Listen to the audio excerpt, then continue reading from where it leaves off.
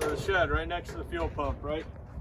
It's got a lock on it. That's what your other key is for from the fuel pump. So you have a key to this lock. Unlock it. Inside here you have preheaters, chocks, all that good stuff. And right here inside the door is our deicer.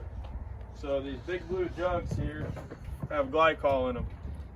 It's already pre-mixed. It's what they use to spray the big jets. What type is that? Yeah, that's the question. What type is that? You're right.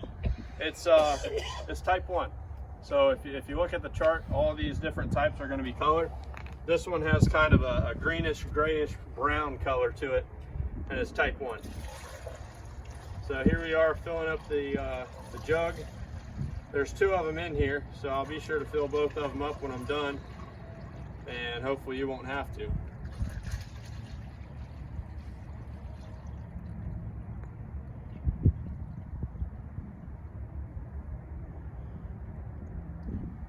Worked out quite nice, actually.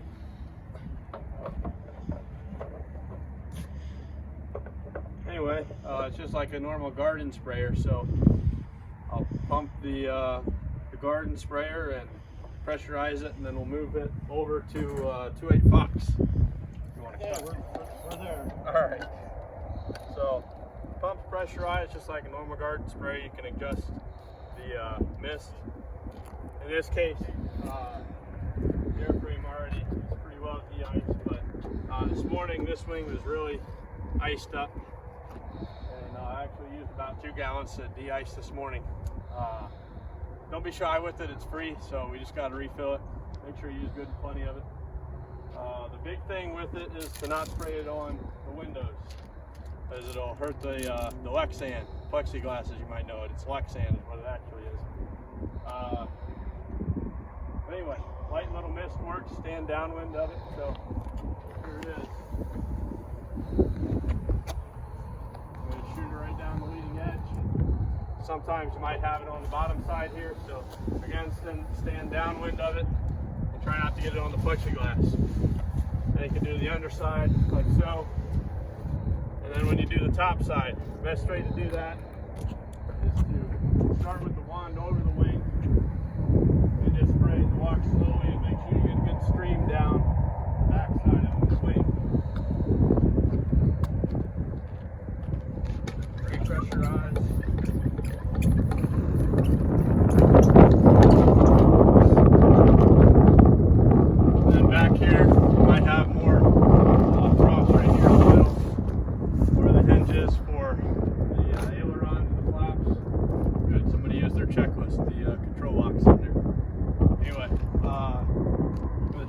Same thing as the front, just spray over the top. And when you get down here, if you're not short, you can see the top of the wing and tell where you need more. But the same principle applies. Hold the wand up over it, and then you can just walk slow and shoot a good stream over the top. If you need it, you have the fuel stand over there, or you can stand up on the wing like you do when you check your fuel tanks and the GPS and antennas. So that's how you do a wing. Fuselage, just as important.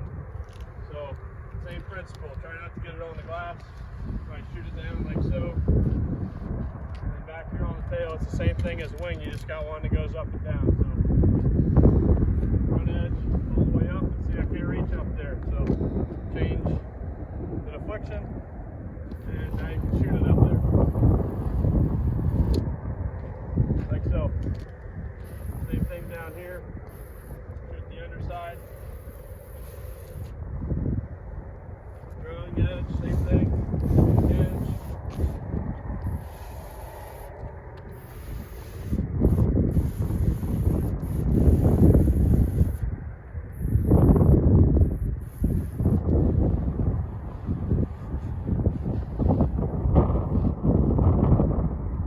And if you duplicate that on the other side, you'll have a fully de-iced airplane. How long does it take normally?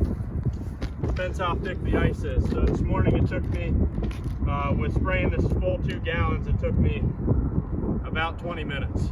So a good little bit, but most mornings when you have just a real thin layer, it won't take but one good shot with a mist and it'll thin it right out. So another best method when you do your pre-flight, if you have ice, go ahead and de-ice it, spray it down before you do the rest of your checks, and then spin the airplane into the sun. So the sun and the moisture, the de-icer, the glycol will release and melt all the ice. You'll have it dripping all over the place, but if you give it just a few minutes with the glycol on there, it'll help melt everything instead of doing that last. Questions, did I answer all the questions? Type 1, that's what we just sprayed. It's not going to help you at all in the air. It's only going to help you on the ground. It's best for removal of snow, frost, and thin layers of ice.